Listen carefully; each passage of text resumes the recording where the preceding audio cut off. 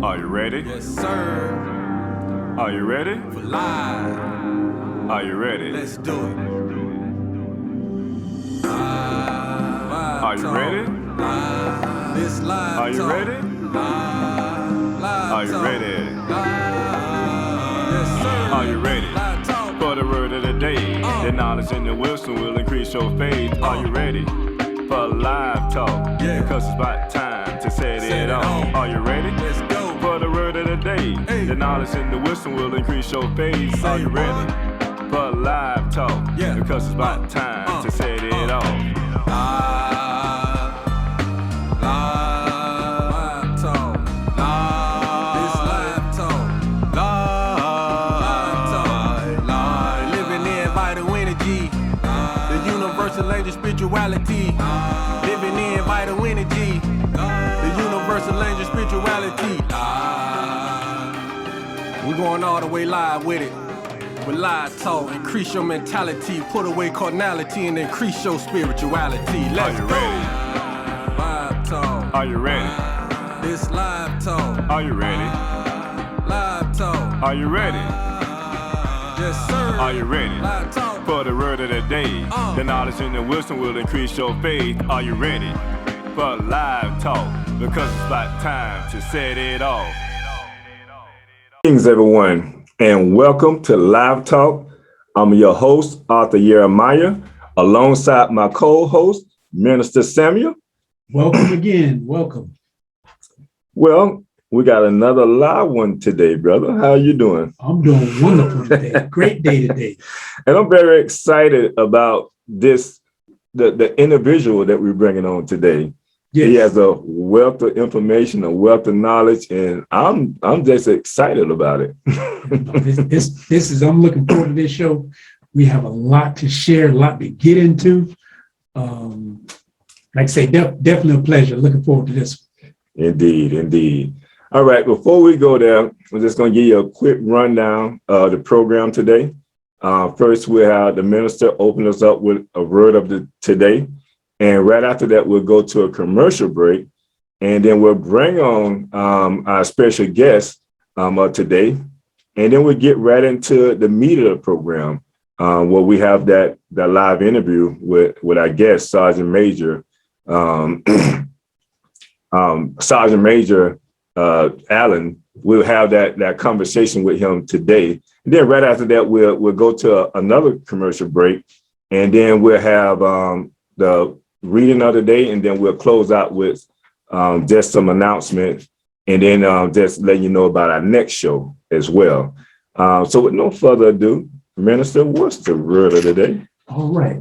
Our word for today is vision. So we're going to do a little background vision. Vision is an unusual discernment or foresight. Vision is a picture that you can see in your mind. Vision can also be defined as the ability to think about or plan the future with imagination or wisdom. Vision is being able to see, having an idea or a mental image. Vision is the ability to imagine or conceptualize how your life and or things could be in the future, and then plan to make it happen. So a saying is, you don't have to teach people how to be human. You just have to teach them how to stop. Vision is being able to conceptualize your life or things, and then you want to be able to make that conception or vision a reality. That's right. So vision, and the thing about it, that's a great word when we talk about vision. And one of the things you said is a mental image. And when we think about even going through life, we have images of different things that we desire or want. And as a leader or as a business owner, which you and I both are, we got to set forth the vision for our business so that anybody that that want to become a part of our organization, they understand the vision. you know, because like scripture says, without a vision, the people perish. Yes. If you don't have a vision or goal for the future of the company, how many people want to follow you? So vision is very important. Yes. Yeah. A lot of times you have a mission and a vision statement, and it can be overly elaborative, but it has to be able to, like, you have to be able to paint a picture in someone's mind and say, this is what we want. And then you also have to be able to give them the tools necessary to make that vision become a piece of art. Right. Because when you think about it, when we think about visions, in most cases, especially you're a moral person, yes, you think about a vision in the way of, you know, what I want to see 5 years from now, what I want to see 10 years from now, what I want to see 20 years from now. And when we think about it, it takes us back to, you know, just having life. The liberty and the pursuit of happiness, right? Yes. Because life, in our terms, and how we know life, is being healthy. Yes. You know, we want to have a healthy life, so we envision that. But then we got to set up a mission for ourselves to accomplish that. So we're always seeking to stay healthy. Yes. And then the other side of that is, when we're thinking about it, is liberty. Yes. Being free to be able to live healthy. Because oftentimes, depending on where you're from, you may not have an opportunity to live a healthy, bountiful life. So having that freedom, that liberty is very, very important. But once you accomplish that, the happiness kick in, because now you become happy. You got good health, you got your freedom. Your vision becomes a reality. Right. Yes, sir. You always say your health is your first wealth. Without your health, you have no wealth. But you have to have access to it to make it a reality. So when you're happy and you're healthy and you're wise, now you can live a good life. See, that's what freedom is. That's what liberty, like you're saying, is about. Having a vision of liberty. That's it. And I tell you, I think our guest today is an example of what that is. And I just can't wait to get to that. Mm-hmm. So right after this, we're going to go to a quick commercial break. Right after that, we'll bring in our special guest. So stay tuned. Hey, shalom and blessing, y'all. This is Author Jeremiah Israel coming to you live. Listen, I'm so excited because my ebook version of The Spiritual Significance of a Name is now available. You can go to my website today at www.jeremiahisrael.com. Now, this ebook is pretty much available anywhere and everywhere that ebook is sold. I'm so excited about that because, see, ebooks are sold internationally, but I would like for you to go to my website at www.jeremiahisrael.com, pick up your copy, or you can go ahead and download the ebook version of it. Whether you're on a plane, whether you're traveling, whatever you're doing, pick up this copy. It's only $4.99. It's not going to break your pockets and not going, break the bank. So go ahead and get the copy of this ebook now, today, $4.99. Go to jeremiahisrael.com and truly become blessed, because it will truly put you on a path to defining your true purpose. Until next time, peace and prosperity.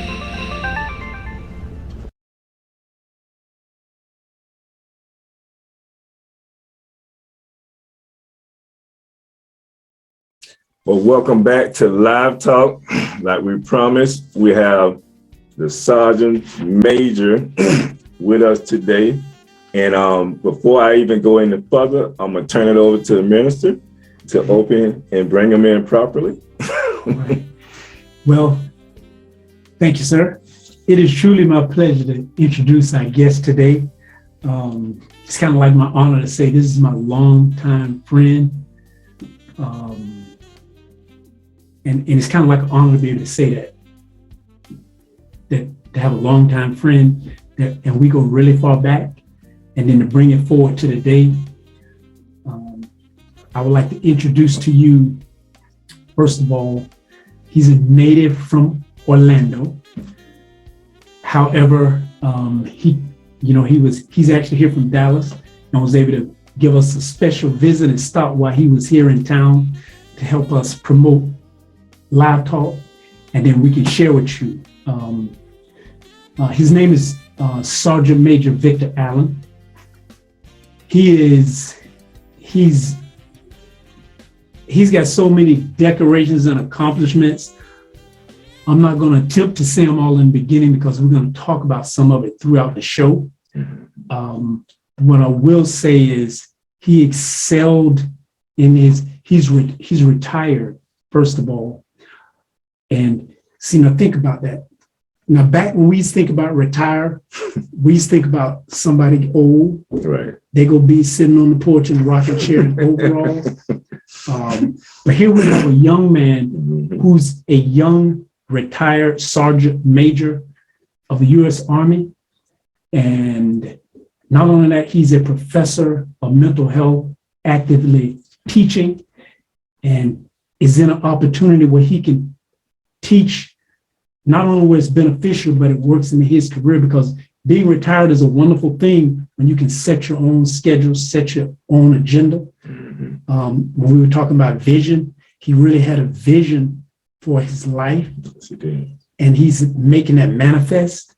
And we really like to be able to share that with our young people. And, you know, we talk about young, we talking about from 15 to 39 to 55 is still considered young. So it is truly my pleasure to introduce our guest to you, my brother, Victor. Welcome to Live Talk. Thank you, man. So I want to jump right into it because there's a lot in your that I really want to talk about, a lot in your background. But what I found out is there's no better way to exalt a person than for to let the people actually meet the person for themselves. Because I can lift you up, but you do a wonderful job, basically because of the things that you've done. So I want to see if I can take you back to like way back. What was it that first even interested you in the military from your background? Well, first I want to thank God and for giving me this opportunity. And I definitely want to thank you guys and for you, especially reaching out to me. We go a long ways back, as you have astutely told the world. We go back from the Jerry curl days. I never had Jerry curl, but I remember the Jerry curl days. Okay, that's how far we go back. You know, growing up in the Washington Shores area, the 32805, it brings back a lot of good memories. But to answer your question directly, I knew I was going to be destined to either go into the military or law enforcement at I would say in elementary school. Okay. I've always liked, you know, law, order, discipline.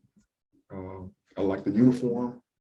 And I like the fact that you can also help others in those type of occupations. But if I can give you a moment of jest and humor, I'll say I knew I was more so destined to go into the military because, and I'm going to take you way back to the Woolworth store downtown Orlando. Oh, wow. Yeah, Woolworth. Well, my grandmother used to take me down there and I would buy this big bag of Army Men, like 50 to 100 Army Men, and I would just play with that. You wouldn't even know I was home. I'm just so quiet, having fun. I was in my own world. So I knew right then, okay, I like this military thing. And then fast forwarding, I was in Jones High ROTC for 2 years. When I first joined, I remember good brothers like Bruce Jarman. I looked up to him as one of my mentors in ROTC. Marcus Branham, one of my mentors in ROTC. I'm giving them some love, some shout out right now. You never know who's kind of looking up at you, you know, for, you know, some kind of wisdom or some kind of leadership. And those two brothers, they stood out in ROTC for me. So with that, I took what I learned in ROTC, the military leadership science, the facing movements, and I knew if I went into basic training, I would have a definite advantage over other trainees because I knew that stuff already. So I'm going to give you guys an unknown or little known Okay. Black history in Orlando fact. Okay. Okay, so myself and Anthony Butts, Tony Butts, Yep. our My classmate, classmate. we signed up on the early enlisted program. Okay, our parents signed off. Protect my son, God, go forward and be a young man. Mm. So Tony Butts and I, we went forward to basic training together in the buddy program. And it was the best thing ever because we help each other through basic training. I remember my most profound moment in basic training when Tony and I, we could really feel the weight of basic training. Like we were on a 12-mile road march. Okay, it was hot, Fort Dix, New Jersey. It was really hot that day. We had on a 50-pound rucksack. We had our M16 like this. This is called port arms. Okay. When you're marching like this, or road marching, I should say. So you have two rows, two columns. I'm on this side, Tony's on this side. And Tony was actually platoon guy. So let me give him some props. Tony Okay. was in charge of our platoon in basic training. So Okay. straight from Jones High, he was the man in basic training. Give it up for JHS Jones High School. Yeah. So I was squad leader. So I had a high position, but Tony had the highest position in basic training in our platoon. So Tony looked at me. I think maybe like 9 miles in, our boots, I mean, our feet sore. We were ready to drop out. We got water in our canteens and we just drinking the water, trying to stay hydrated. And you can look back and you see a lot of guys just ready to fall out. Some guys did fall out. Oh, wow. And if you fall out of there, you're gone. Okay. So you fall, you out. No, you got to make that 12-mile road march. Okay. And it's out on a long dirt road in the woods. You know, we're playing war games. So he looked at me and I looked at him and we both said, what in the hell are we doing here? That's the look we gave each other. Like we are 17 years old when we joined. We were 17. Tony might have been 18. I'm a November baby. So I was still 17 and we went to basic in the summer of 1982. That's straight out of high school. Yeah, straight out of high school. Yeah. So, but we were thinking like from where we came from, we could be at Daytona Beach. We could be anywhere but doing this right now. Right. But the reason why we pushed forward as young men, because we knew we were representing Washington Shores, Jones High, the 32805, and we got brothers in our platoon from DC, New York, you know, different cities, different states, and we're all very competitive to see who's going to drop out first. And with him and I, we had that brotherhood. We was like, no, we're going to represent Jones High. Okay, we're going to come back home. We're going to be soldiers when we come back home. We're going to let, you know, good people like CC Coach Perry, who was one of our mentors and passed away. Yeah. God bless his soul. He always, you know, would say, you know, accolades to us when we would come back and say we completed basic.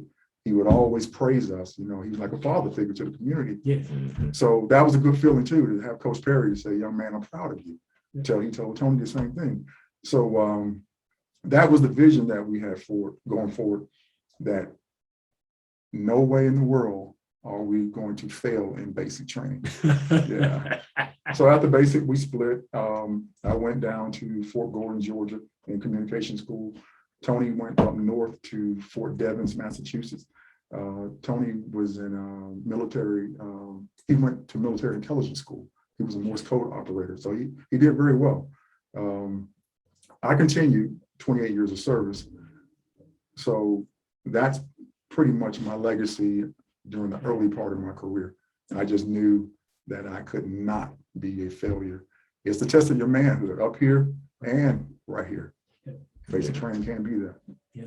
And said, I think you kind of had this, you know, with your mom that you were going to make it. Yeah. Oh yeah. My family, can't let them down. Yeah, they invest so much into you. You just can't, you know. So you talked about, and I'm just going to chime in just a little bit. You talked about, because one of my questions was what motivated you, but you talked about the motivation behind it, you know, being a rep and where you came from. Right.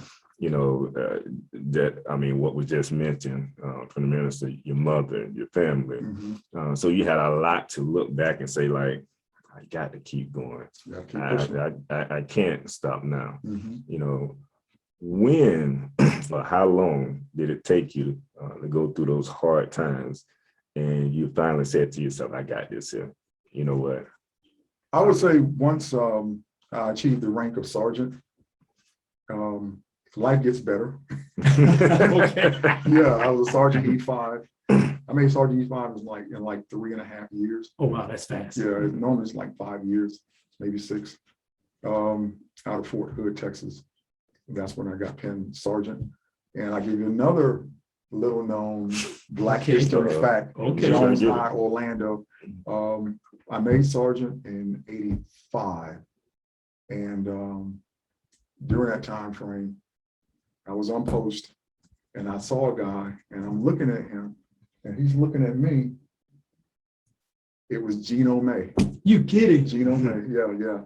I did not know that. Class of 83? 3. Yeah, 83, yeah, Gino May. We're pretty close. So, we connected. I was a sergeant. He was still sort of new to the military. So I looked out for him. That's my homeboy. Okay. Yeah, I made sure nobody messed with Gino.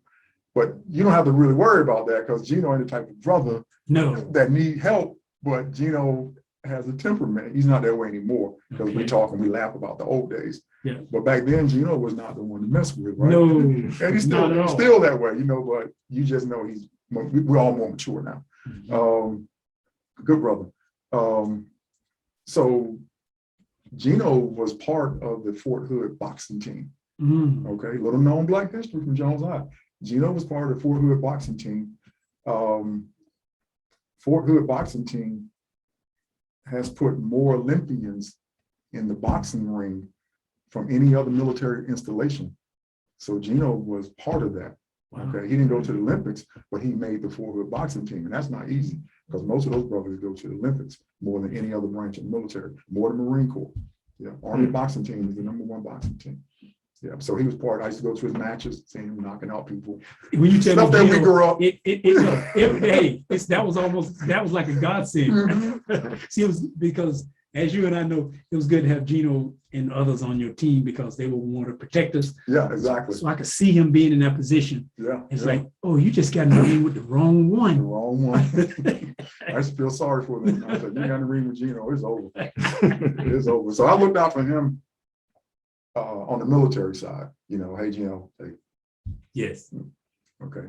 I appreciate it, homeboy. That's what he would say. Okay. Yeah, so he made it through. He did maybe 3-4 years in the military. Yeah. Okay. Yeah. So some good brothers, we connected and stayed close. Yeah. Yeah. But see, you were able to stay in and stick with it. Like, for example, I'm gonna mention a few of these. If you can, like in your background, you did things like a multi-channel signal operator, cargo specialist, traffic management coordinator, Leadership instructor. and you was a leadership instructor for over 5 years. But can you elaborate a little bit on those for those of us who, from a civilian standpoint, what does that actually mean? Yeah, I was in the communication field when I first joined the military. And then I was told by one of my mentors, you need to diversify your portfolio to make rank faster. So I started going to all these different schools. So I had communications already after I finished basic, when I finished my advanced individual training school. And then I said, okay, let me get into transportation and logistics. Okay, so once I got that, I said, oh, okay, let me become a leadership science instructor. So I put that underneath my belt. And so by diversifying my portfolio, I was able to make sergeant major in 17 years versus 22 to 25 years. So I like the fact that I still had that old soul in me where I look up to the elderly, and I'll sit down and my brain is like a sponge and I'm asking questions and I'm trying to learn from them, and they'll tell you the mistakes they made so you don't make the same mistakes. And most of those guys like Vietnam veterans. So I just took in their knowledge and just, took that pathway that they advised. You want to follow up on that? It's something that is, because when it's in, I don't want to go over that too fast, like to make sergeant major, because especially for someone of color, Mhm. and I know if you're not in the military, we get those in you, like especially those innuendos used to be that military is not a place for a black man, Right. or you don't want to go into the military. Mhm. But I know that, like you say, some of these Vietnam veterans or those Korea, it's like there's a very few of, especially in that time, that made it to the rank that you made it to. Mhm. It's almost like that was unattainable, Mhm. but now it is attainable. Yes. And I kind of want you to share, because sometimes, like, that's a big thing. Like back in the 70s, Yeah. 60s, Yeah. it wasn't possible. Yeah. It wasn't happening, but it's happening now. Mhm. So it's like, can you kind of share that, where sometimes we have those things where there's no opportunity for us in the military? Right. That stigma, it was validated back in those eras, the 60s, the 70s. Even in the 80s, when I first joined, you saw very few sergeant majors. If you saw one, you'd be like, wow, it was almost like seeing Bigfoot, like Loch Ness Monster. I just saw a sergeant major who was black. I saw a colonel who was black. I saw a general who was black. It's like unheard of. The thing that I think turned the tide was, the social justice movement started way before social media.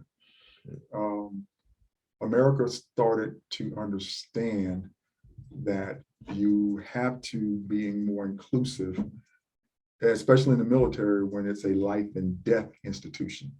You just can't say, oh, you're fired, or, the things that you can do in corporate America. You have to be a fabric. You have to be a family woven into one mission, one concept, one idea. So I started seeing more executive level leadership, like sergeant majors, that looked like me. And especially like in the last 10 years of my career, I saw a whole lot of sergeant majors, black females, black males, Wow. Hispanic, Latinx, what may have you, Asian. So the military is a place, unlike corporate America, where corporate America has a true glass ceiling.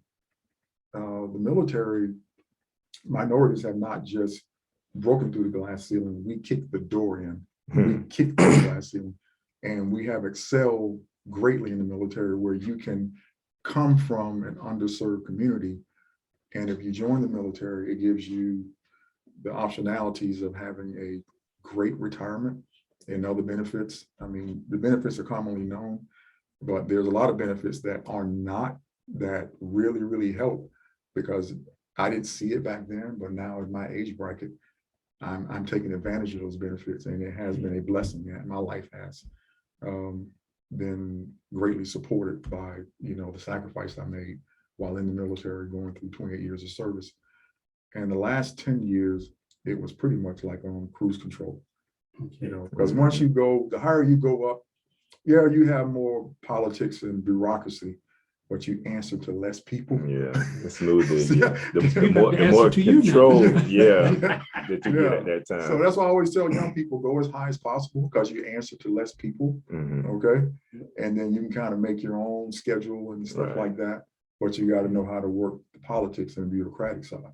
So you become more of a politician the higher up you go at executive level, decision-making, policies and things like that.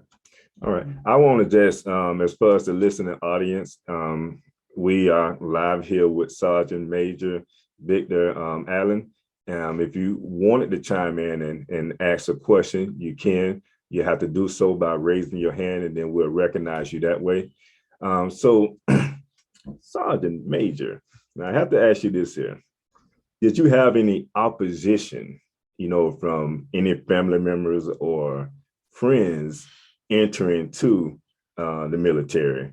And then what was some of them saying? Like, what was some of the word going around? Yeah, some of the same things that Samuel stated earlier, that the military is no place for a black man. Everyone's always worried about going to war when they don't realize that war is a rarity. It very seldom happens. And then when it does happen, a very small segment of service members actually see combat, okay, that are actually trigger pullers. A little over 25% are actually trigger pullers compared to the balance of the 75% that are in the support element, okay? So you don't get like Hollywood and TV, they have really messed up the image of the military. It is so fake, from the uniforms to the customs to the way they show warfare. It's way too much. The military is just like a job in corporate America. You wake up in the morning and yeah, you got to go exercise. You're going to do your 2-mile run, 5-mile run, whatever, push-ups, sit-ups. But, you know, that's healthy. That's good for you. That's right. Yes. You know? That's right. You're going to do that 5 days a week. But, you know, once you go eat breakfast, you know, finish your personal hygiene, you clock in, you go to work at 8 o'clock in the morning and you finish at 5 and you get an hour lunch break in between. And it's just like a regular job, Monday through Friday, and typically weekends off. It's not like you're in the woods with a gun, rifle, you know, playing war games all the time, dirty up. No. Not living around. It is very laid back because you can pretty much make your schedule throughout the day, and you do get time off if you need to go take care of things. We get more time off to take care of personal affairs than they do in corporate America. Wow. It's not that rigid. It's not that rigid like people think it is. It's, I mean, you can talk to anybody, they'll tell you how much time they actually had off from work than the times they had to go to work. And I mean, I know there's the deployment factor where you may be deployed for a year or 6 months, whatever, on a rotation, but typically only happens during wartime. And unfortunately, we had, you know, 2 wars, the Afghanistan war and Iraq war, that lasted for a long time. And Obama pretty much ended that on the drawdown of the troops. And I give him credit for that because it was time for us to come home. But I would tell a young person, don't listen to the outside noise, because everyone who shared with me that they didn't want to go in, when I see them now one-on-one, man, I wish I had gone in with you, bro. I wish, because times are hard right now. Yes. Yeah, I'm not suffering through those hard times because the military gave me a layer of protection in retirement. And it hurts me to see people go through things, and especially the sisters who did join the military and they got out, and they tell me, I wish I would have done the 20 years. I wish I got a retirement because it would help me now in my age bracket.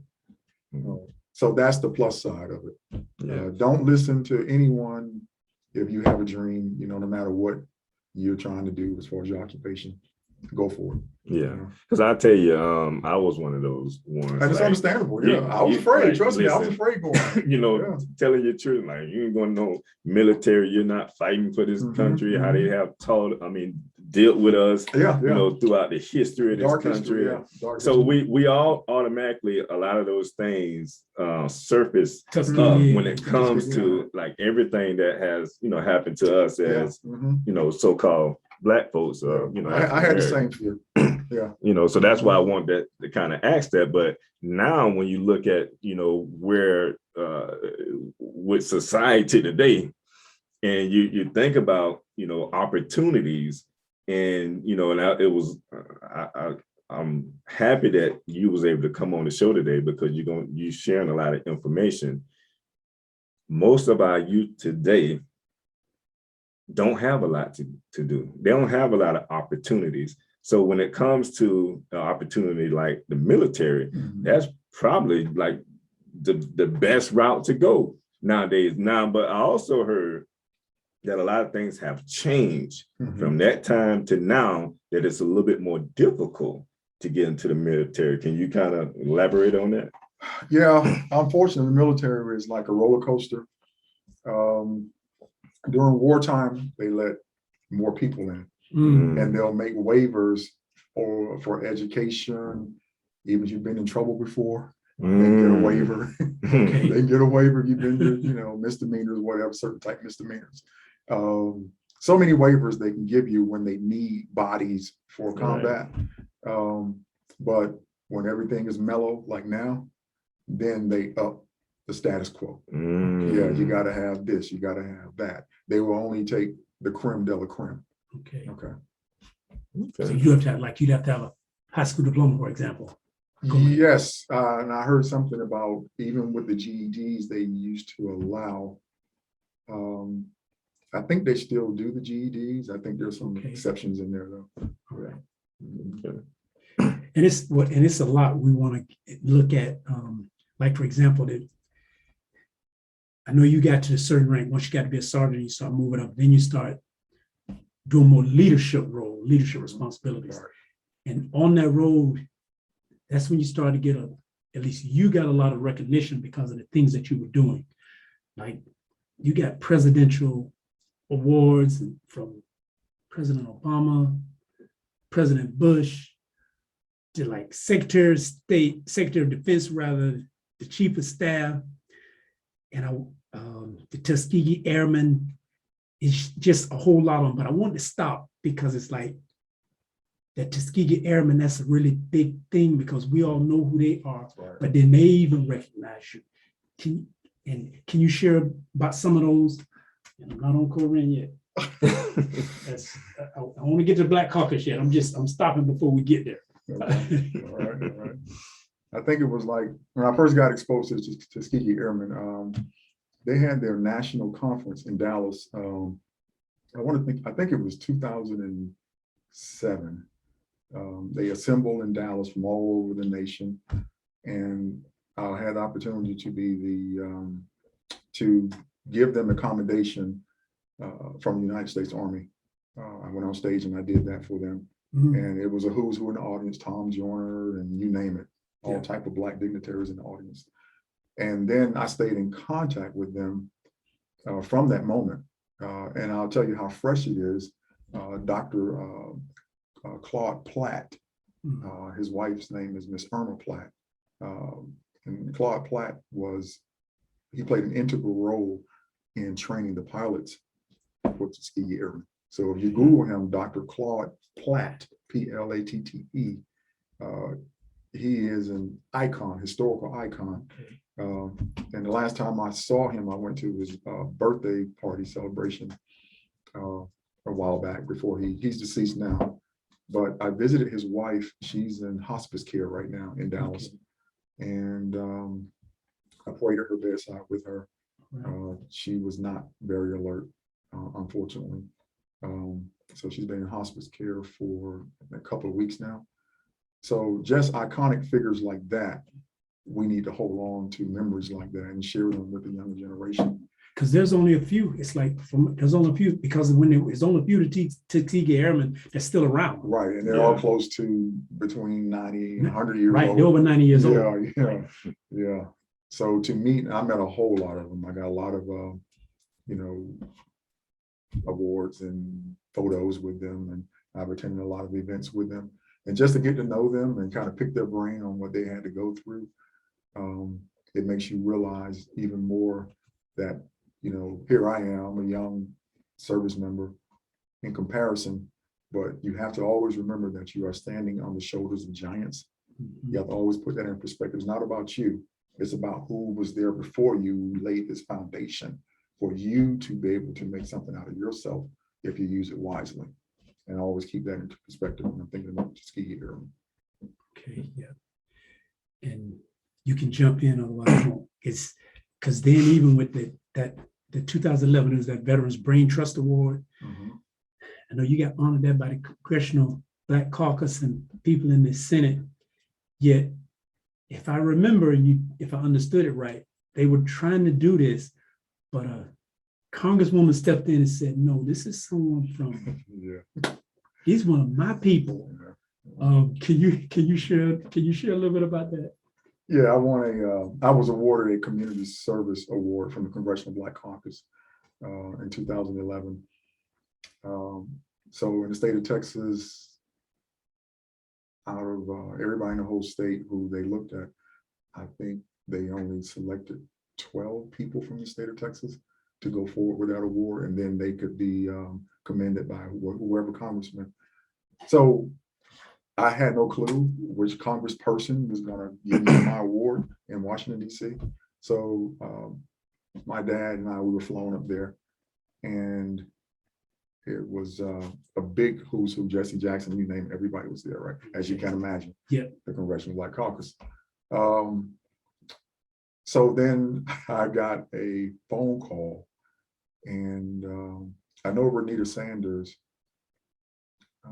class of 80, I think. Yeah, she worked, I think, in an administrative assistant or office manager. Yeah, for Corrine Brown. I think she was the office manager. So Corrine found out that I came from Jones High School, and her having roots in this district, she said, no, there's nobody going to give him this award. I'm going to give him. She just pushed back. Like, he's mine. She said, he's one of mine. Yeah, from what I was told, yeah. So it was a great moment to be on, front and center with her, taking photos with her and my dad also. So I will always cherish that award. It doesn't matter how many awards I've gotten from presidents, congressmen, congresswomen, governors, senators. It doesn't matter. That one means the most because it's from the Congressional Black Caucus, and plus it's for community service. Right. And that's my calling. It takes a long time for you to really realize why you're here on this planet, and you get kind of pinched by God. And he said, no, I set up all of that for you to be a servant leader. Okay. And a servant leader, the definition of that is a person who shares power, puts the need of others first, and they help other people develop and perform as highly as possible. Okay. So when you think about servant leadership, you lead from the back. You let them get their shine. Okay. You lead from the back. You are a servant leader. It's not about you with a megaphone up front saying, look at me, look at me. Okay. Just like you never knew. And when you looked at my bio, you was telling me you had no clue of the accolades. I knew you had rank. Yeah. I don't go around thumping my chest. People who know me back in Dallas, my awards were underneath my pool table, collecting dust. It wasn't on the walls and all that kind of stuff in my game room. I don't talk about it unless somebody bring it up, then we can share some things. Because a servant leader, you understand, it's not about you. It's about you propping somebody else up. Okay, and that's how you get your blessing. I was going to ask you about that because you stated that term in our pre-interview, and I wanted you to go into that. I'm glad you did go into that, what a servant leader was. At this time, do we have somebody want to, you want to let them in? Carla, with your line unmuted, you welcome to Live Talk. You have a question for the the Sergeant Major? Yes, sir, I do. Sister Zavia Thalia calling in from Holiday, Florida. My question is kind of like a two-part question. For our youth between the ages of, say, 18 and 25, can you elaborate on some of the opportunities that are available in the military, and what are the requirements for those, for them to get into those opportunities in the military? Okay, thank you for asking. And I would share this with you. There are prerequisites. You have to take the ASVAB, and most students, they take that ASVAB exam in high school, and mainly like 12th grade, something like that. Mm-hmm. And based upon those scores, if you are interested in going to the military, a recruiter will meet with you, and then they will give you a spreadsheet of what positions that your score will allocate you to select. And then what was the other question? Or was that the question? Was that the two-part question? Sis, are you still with us? Yes, I am. Can you hear me? Yes, we can hear you now. I had muted myself back. He answered the requirement. I guess I wanted also, and that was excellently answered, but I wanted to also know what are some of the opportunities available for youth between the ages of 18 and 25. I think you just touched on the requirements for those. Right. Yes, let me piggyback on that a little bit further. Always keep in mind, like I stated earlier, primarily everything that is in the civilian world, as far as an occupation, that also exists in the military. You're just wearing a uniform, you know, where there's nursing, dental, you name it. The military has that same exact job or something similar. And what a lot of young people should do, even if they don't want to make it a career, you can go into the military and get that trade, and that certification, you can transition, and you can also get free education while you're in there, up to a bachelor's pretty much. And you can use that training when you go into the civilian world. They will look at your training in the military to be more advanced, especially like in the medical field, because they know in the medical field and military, it's on a much higher level because it's combat related. And nowadays, the medical science stems from military research from what has happened on the battlefield. And they have definitely made advancements from analyzing things that were going to be tested. Well, we saw it in combat. So now we know this works, you know, and they will hire you faster because they know you had real training. But just keep in mind, just to make it short and sweet, that pretty much everything in the civilian world, that job also exists in the military. Okay. All right, excellent. Thank you. You're welcome. All right. You answered one of my questions, because I was going to ask you that as well, like that transition. And you explain that so people can understand. It's like, if they take the Hollywood out, like in the military, if you're in the computers, you're doing computers in the military. Yes. If you're doing accounting, you're doing It's accounting there. in the military. Yeah. If you're an engineer, Engineer you're is there. engineering in the military. All of that same training Mhm. that you get in the military, you can do the same thing in the civilian world. Yes. You're just doing it in the military. That's it. And I think that what you say, most people think that when I go, correct me if I'm wrong, that the only thing I'm doing in the military is going in the woods and pulling a trigger. Yes. Yeah. Yeah. It's not like that. It's pretty laid back. It's pretty laid back. You'd be surprised. It shocked me how laid back it really was. I mean, yeah, you have to have your bearing, your discipline, customs and courtesies, as you should. Okay. But other than that, it's very laid back. All right. So talk about some of these fascinating places you've been in the military, because I think that's a great benefit being in the military, and I think we overlook that. So talk about that, and probably one of your best places or something that you learned that, hey man, I didn't know this here. Okay. Okay.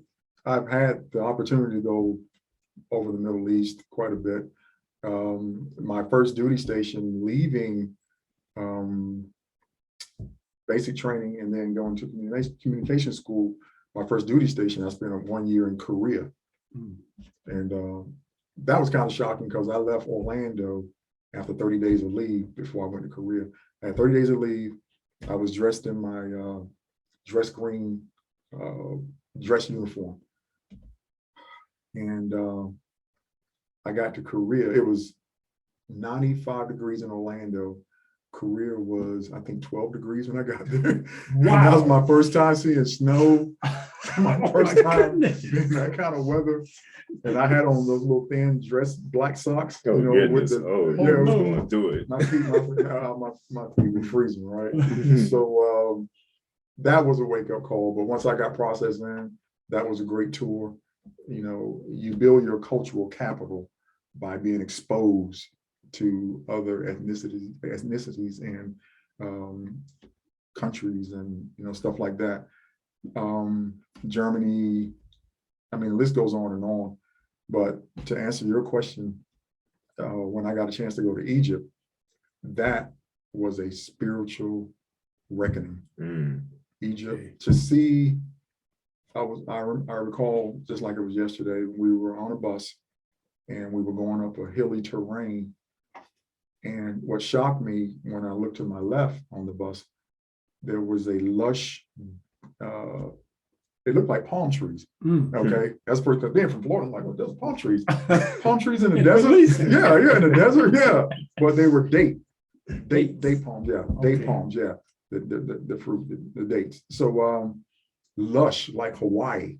I mean, the greenery, it was like mind blowing.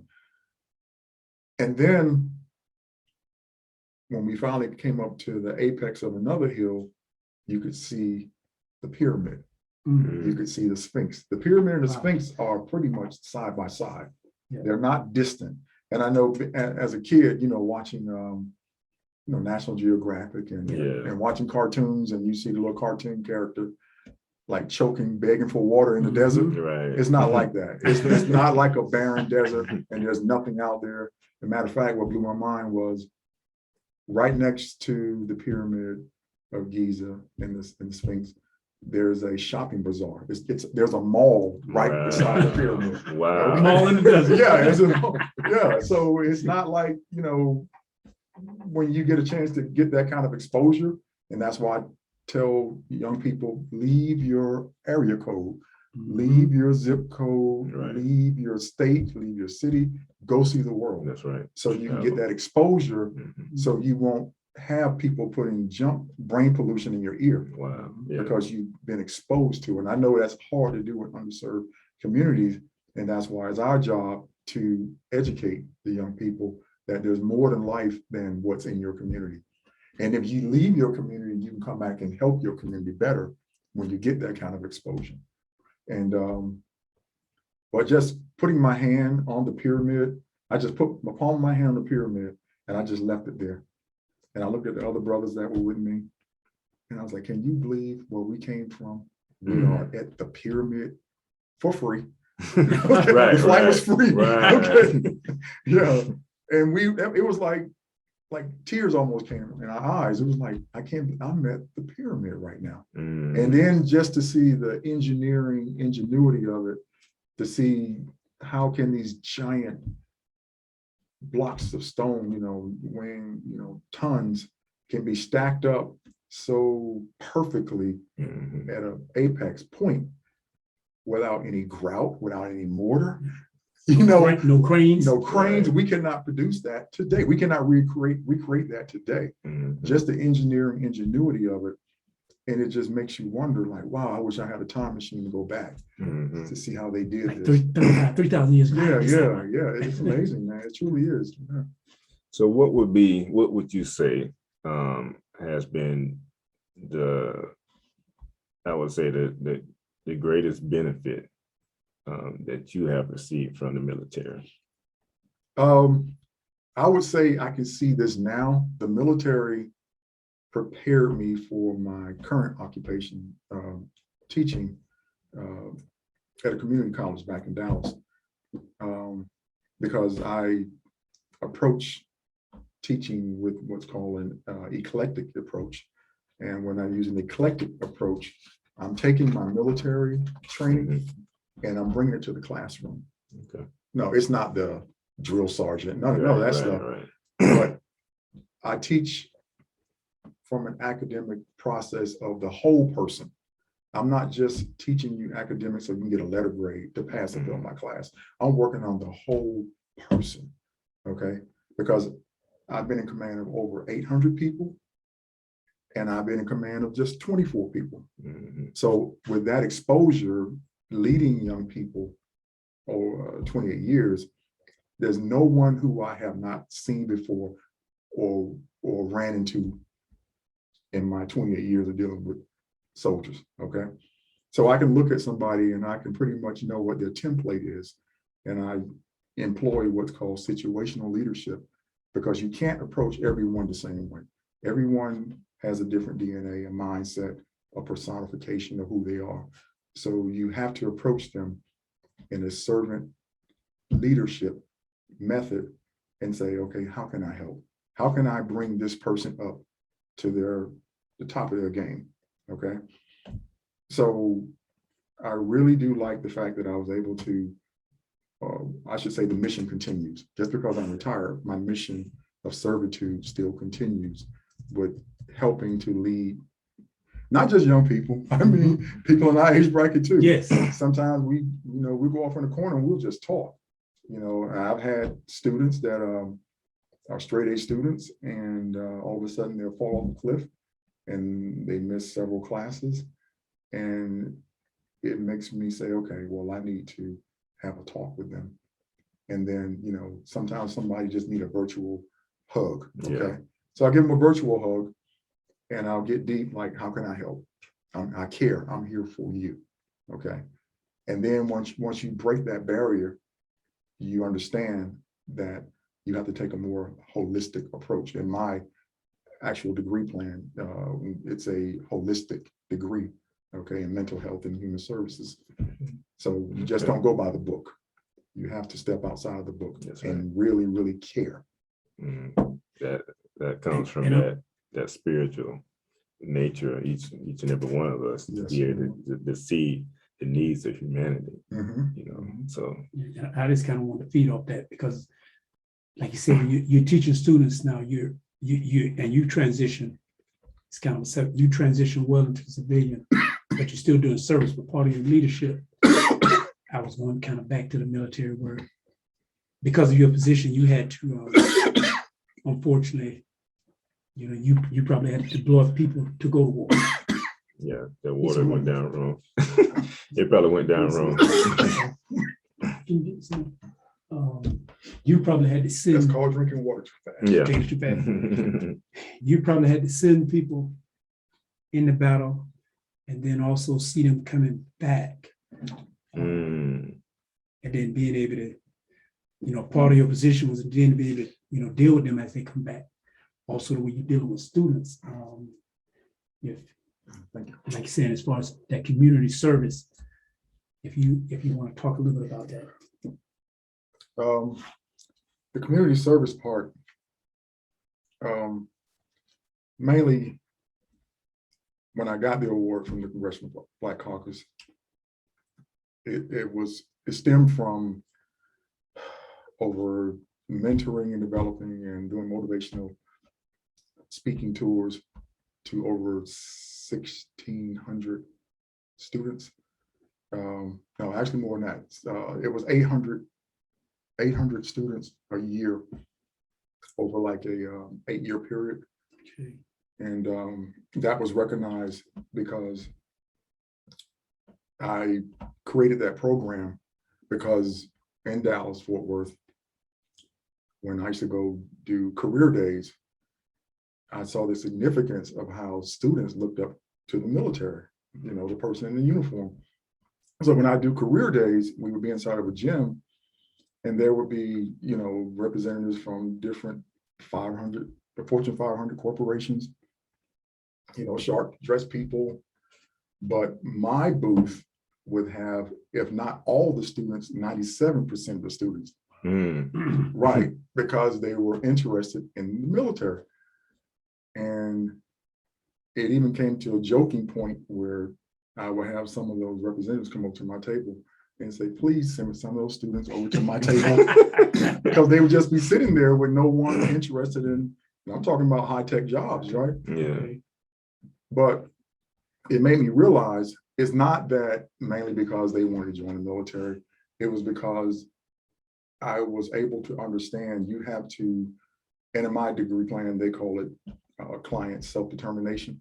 You have to meet the person where they are, not where you want them to be in your eyes. You got to come to, I'm not even going to say down to their level, but you have to come to some kind of mutual agreement at their level to get them to open up and understand that, okay, there are some things I can share with you. I'm not a recruiter, but if you are interested in this, there's some recruiters right over there. You can go talk to them. I just want you to understand that I'm more concerned about you guys dealing with social media bullying, being bullied on social media, being bullied by peer pressure, being bullied to, take drugs and other things that can be problematic in your life going forward. So when I understood that they wanted to hear and be around us, I said, okay, well, let me go ahead and escalate this program into something more.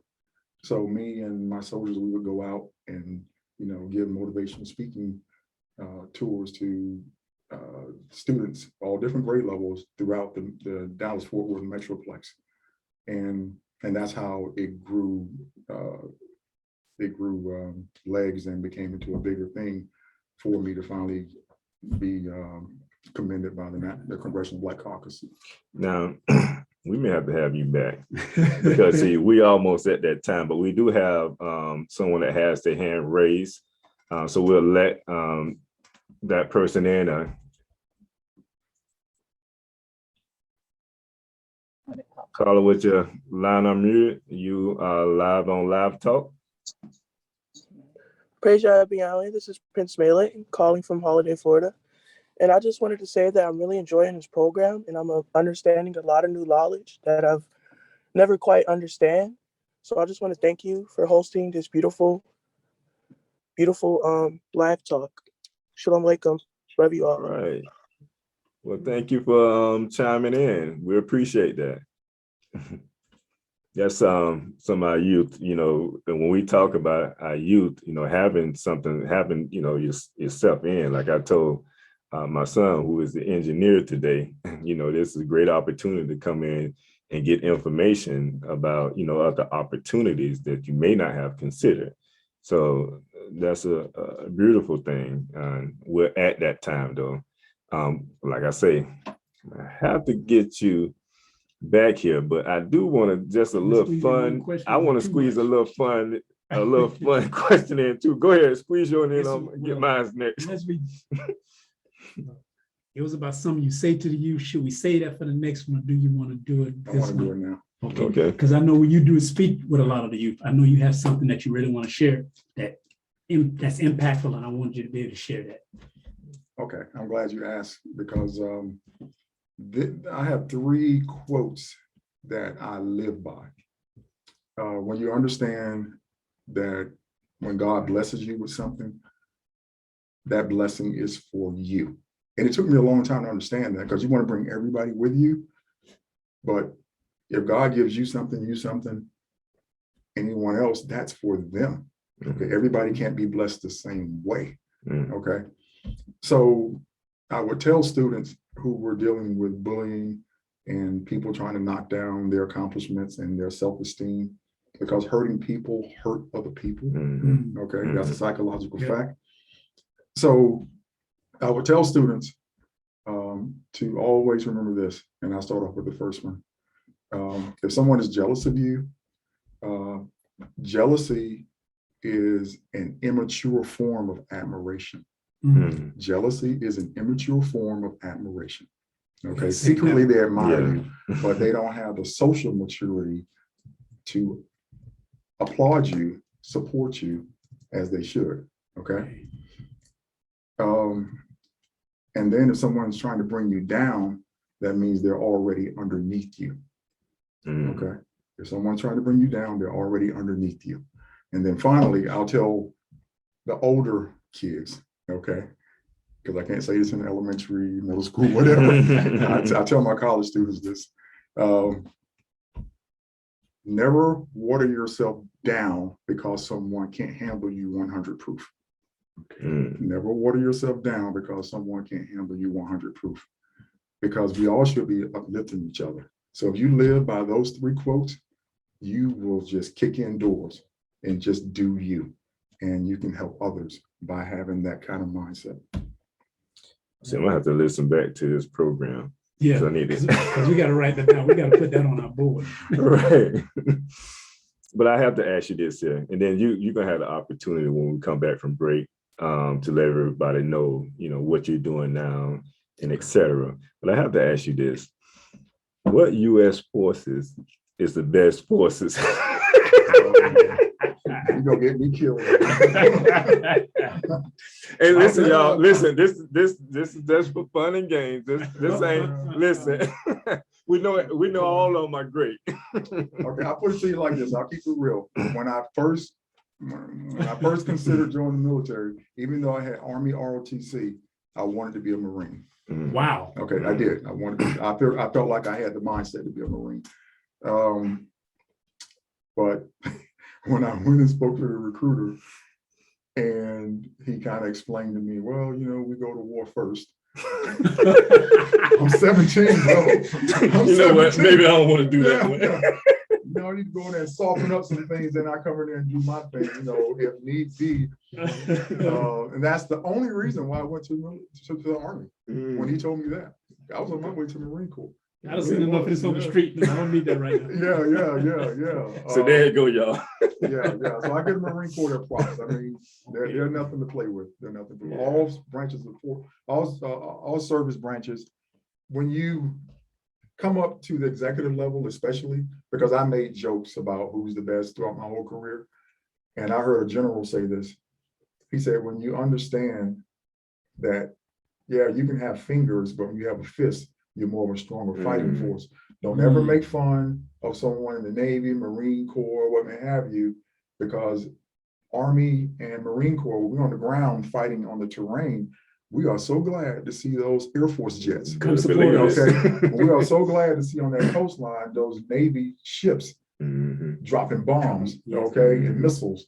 So we are all one happy family when you get the maturity, to understand that I'm not knocking down any branch of the force, because we need each other. Right. Well, we appreciate that. And when we come back from our commercial break, we'll go into the author's book reading, and then we'll get ready to close out with announcements and etc. So we'll be right back. Hi, y'all. This is Jeremiah, founder of Computers Unlimited International Inc. I am so excited about this shopping season. Here at Computers Unlimited, we have all that you're looking for. Check out this tablet here, only $35. It also comes with a case. We also have name brand tablets like this Dell 8-inch for only $139. How about upgrading to a sizable tablet like this here, 10.1-inch tablet for only $99. Here at Computers Unlimited, we have the deals for you.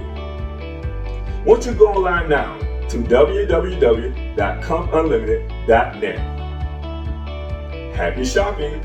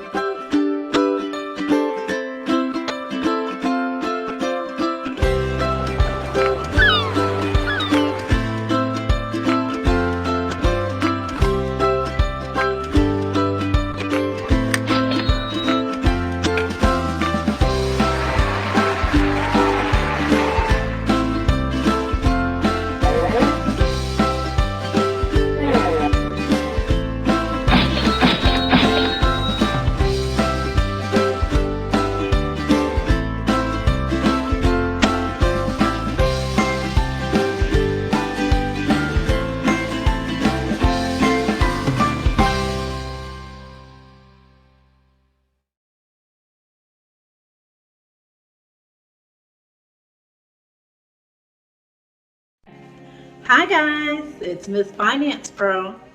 Do you know it's extremely important for employers to understand and know the difference between an actual employee and an independent contractor? Here's a tip for you to understand how to determine the difference. Tip number 1, behavioral control. Who controls the work environment? Is it already structured where the employee has to come in? Also, finances. How is the employee being paid? Is it a fixed fee? Are they given an hourly wage? Or is their pay going to be determined based on the actual work performed? And lastly, for the employee/contractor to perform the service, are they being provided materials directly from the employer, or are they providing their own materials? When it comes to out-of-pocket expenses, are they being reimbursed for their time? Knowing the answers to these critical questions will better help you determine if you actually have an employee or an independent contractor. It's extremely important to know the difference, because if you are actually paying contractors that should be employees, That means that the taxes that are needed for their wages is not being paid by the employer as they should be. And that is a huge no-no when it comes to the IRS. For more information, visit our website, www.countonscott.com.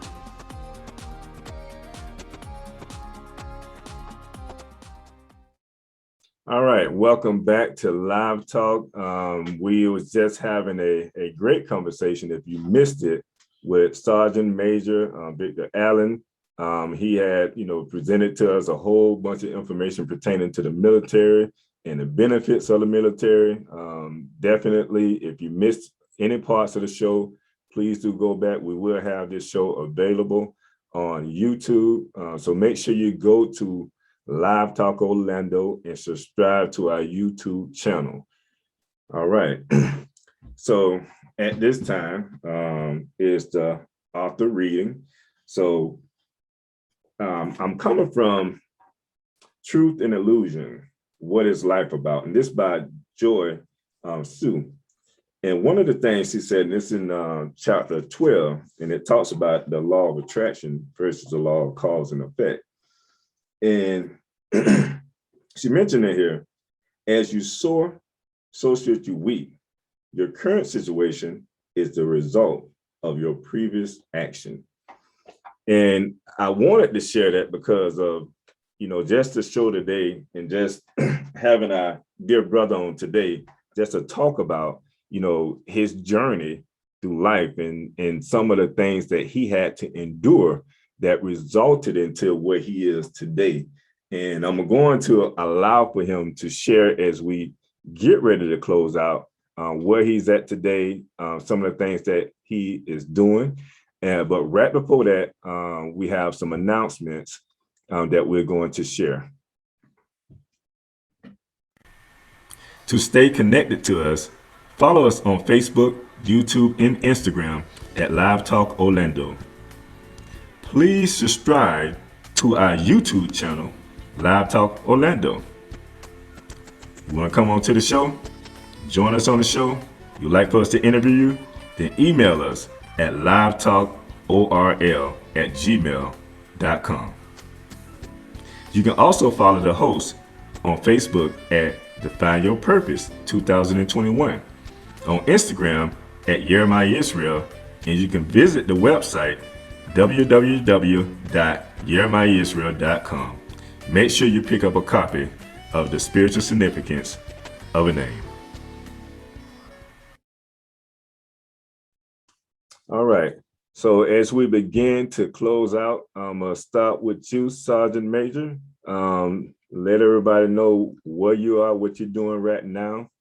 And if any tips you want to leave to the youth, definitely share with them as well. Or anybody, not just the youth. Okay. I teach mental health. I teach in the mental health and human services department back home in Dallas. And that has been a great opportunity because not only does it give me exposure to hone my craft, but it also gives me the understanding that military is a black and white world. You see black and white because you're dealing with life and death. So you're trained not to really have compassion or emotionalities.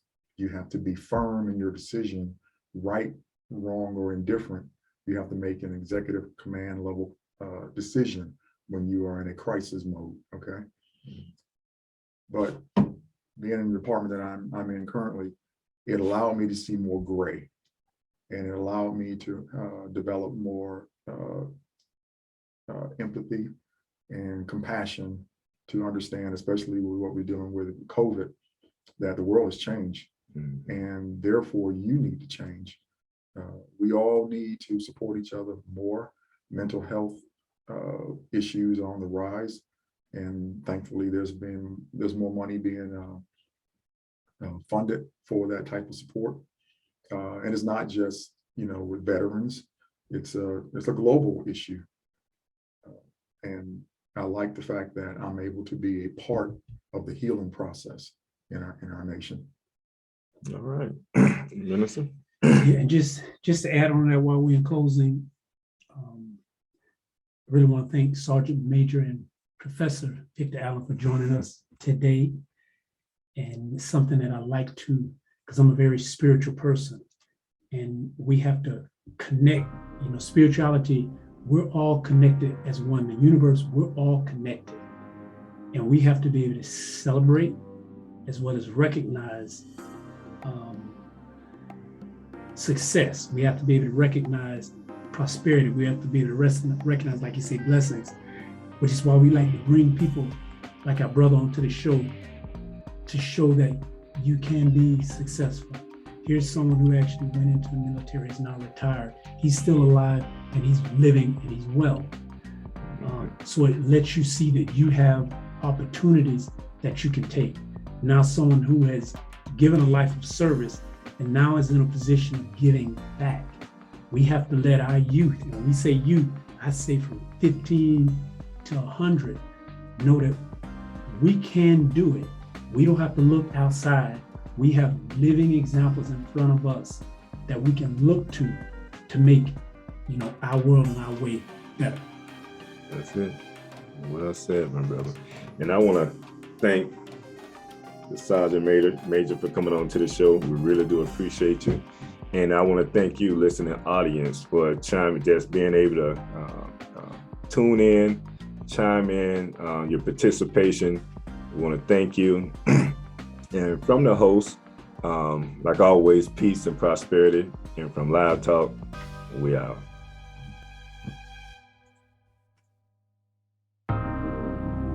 Are you ready? Yes, sir. Are you ready? For live. Are you ready? Let's do it. Are you ready? This live. Are you ready? Are you ready? Yes, sir. Are you ready? Live talk. For the word of the day, the knowledge and the wisdom will increase your faith. Are you ready? For live talk, Yeah. because it's about time to set it off. Are you ready? Let's go. For the word of the day, Hey. the knowledge and the wisdom will increase your faith. Are you ready? For live talk, Yeah. because it's about time to set it off. Live talk. This live talk. Live talk. Living in vital energy, the universal language spirituality. Living in vital energy, the universal language spirituality. We're going all the way live with it. With live talk, increase your mentality, put away carnality, and increase your spirituality. Let's go. Live talk. Are you ready? This live talk. Are you ready? Live talk. Are you ready? Yes, sir. Are you ready? Live talk. For the word of the day, the knowledge and the wisdom will increase your faith. Are you ready? For live talk, because it's about time to set it off.